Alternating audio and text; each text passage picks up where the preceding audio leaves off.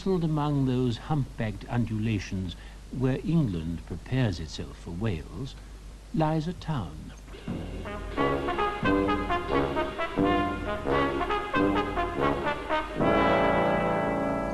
A market town, a hive of human activity.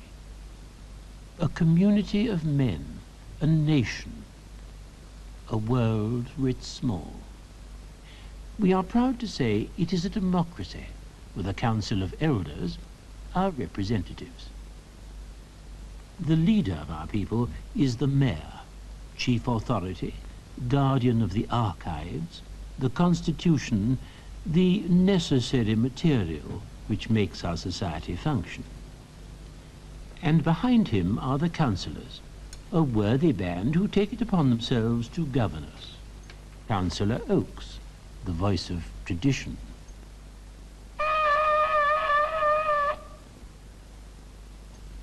Councillor Jolly, a devotee of the French Revolution. Rianne of our Plough. Councillor Hart, in charge of our beauty and culture. Councillor Smallgood, who keeps up our moral tone. Disgusting. Councillor Major Lamb, commander of our civil defence. And here is the tribune of the people, Councillor Brother Salt, a man never afraid of heavy reading.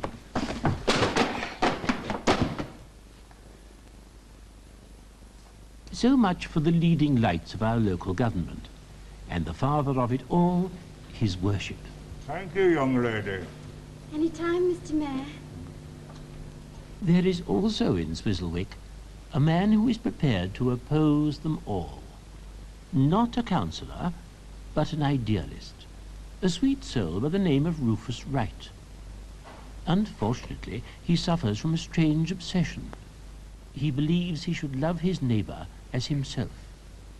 No one, not even his friends, can rid his mind of this delusion. Do you think you could spare some time on Saturday to help me visit the old folks? Audrey and I have got to hand out these protest leaflets. Haven't we, Audrey? We can't do everything, you know. Very well. Evening, everybody. Got my clean shirts, have you, Roof? All laid out on the sofa with your pants and socks. Good lad. Your vest's on the back of the door. He's been co-opted tonight, you know. Co-opted? To the council. Your brother is? Half-brother, actually. Well, what's he being co-opted for? Public relations. What do you mean, public relations? The mayor's got some schemes, see, for giving our town a new look. He wants Kenneth to put it over to the public. It's his first big assignment, you know. Well, I think public relations are abstract, unproductive and totally unnecessary. Second. Now, my dear young friends, no prejudice. Please, we must judge as we find. After all, one of the mayor's schemes is to give this town a community centre. We all believe in community living, don't we? If it's run on the lines of a kibbutz, yes. I'm afraid we can't expect to turn SWIZZLEWICK into a kibbutz. Why not? Well, not overnight. It takes time. But I'm sure the day will come when man will live in perfect brotherhood, with complete sharing and caring and peace. Perhaps our community centre will be a first step. You think so? I'm an optimist, Eustace. Everything will work out right in the end. We must believe that. Where are my shoes? In front of the fire, Kenneth. Clean and polished? Yes. Good lad. Do you black his shoes? Be aware of each other's needs and serve them. The ideal society must be founded on that. So I black Kenneth's shoes when needed. Does he black yours? It isn't necessary. Kenneth appears in public, I don't. If you don't mind me saying so, Rufus, it's a bit of a funny setup you and your brother have got here. Why so funny? When Father died, he left us his business. Not a lot. A coach house, that's all, at the side of an old Victorian house. Ken said there wasn't enough work for the pair of us, so I print, and he goes out and gets the orders. Well, that's why he's moved steadily into public relations. Ken gets house magazines and advertising brochures for big firms. Oh, you have to be a good talker at the lunch table for these kind of orders. I couldn't do it. He saved our firm as Kenneth.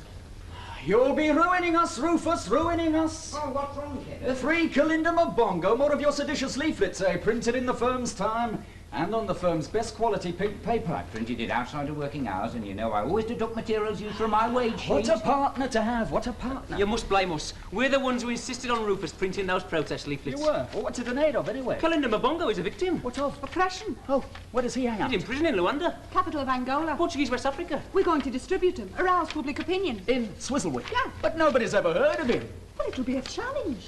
A challenge to the people to find out who he Are is. you kidding? 3 Kalinda Mabongo? Sounds like a new kind of tea or soap or something. There's a van round the corner handing out free samples. And what's this? I'm getting up a magazine for the old folks. Hey. Their eyes aren't too good.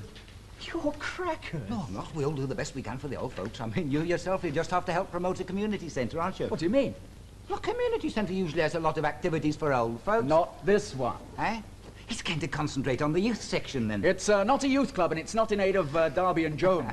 But it's a community centre. The mayor is in line with the times. He's putting on wrestling and bingo every night of the week. What? That's where the money lies. Wrestling? Bingo? Oh, the mayor and his pals are strictly democratic. They believe in the will of the people. Popular demand. What about youth? The old folks? Social integration? You can't cater for everybody, and the majority round here want Kelly's eye on the scissor lock. You want to wake your ideas up, Roof? Now, wait a minute. What do you want? You're helping the mayor. You're helping to bring it all about. I'm a Democrat. But now, cheerio, Roof. I mustn't be late. Bye. Rufus, we've got to stop it. What?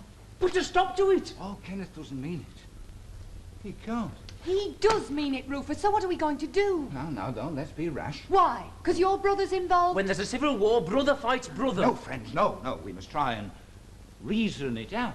Rufus, when we gave you these leaflets to print, you gave us a promise. Yes, you did. You said there was a man who had a jigsaw puzzle of a map of the world, and try as he would, he couldn't put it together. One day, he turned over the pieces and found they formed a picture of his own house. And when he put that together, on the other side was the world put together. You told us that. Yes. Well, I vote instead of distributing these leaflets, we concentrate on defeating the mayor and your brother in their attempt to corrupt our own society. Are you as good as you were, Rufus? Or are you like the rest, a cowardly creature of compromise? You know I'm not. Very well then, so what steps do we take to ruin their plans? Come on, Rufus. You've got to think as well. All right. I'll try. As I said to the watch committee, why should sex have such a powerful hold over people? And it's not natural not to be constantly brooding on the subject. We are grateful as ever, madam, for your stout-hearted wrestling with this problem. It's a subject that never leaves my mind. Now, you've got it straight, haven't you? You're being co-opted for one reason and one reason only. The community centre. Careful. But I hope I'll be of other service to you, though. One thing at a time, eh? One thing at a time. Now make yourself scarce until you're called for. Waiting room. Anything you say, Councillor. Aye, I spy a stranger. Hey, what's that, Councillor? Him, all spit and no polish. Do you know him? No idea. What's he doing then, talking to Oaks and Jolly? They're at it again. What? The mayor and his cronies' corruption. Now listen, Pidgey, as chairman, you're supposed to be impartial. Oh, I think I can safely say I've always kept a firm hand. Hey, what's that? In you go.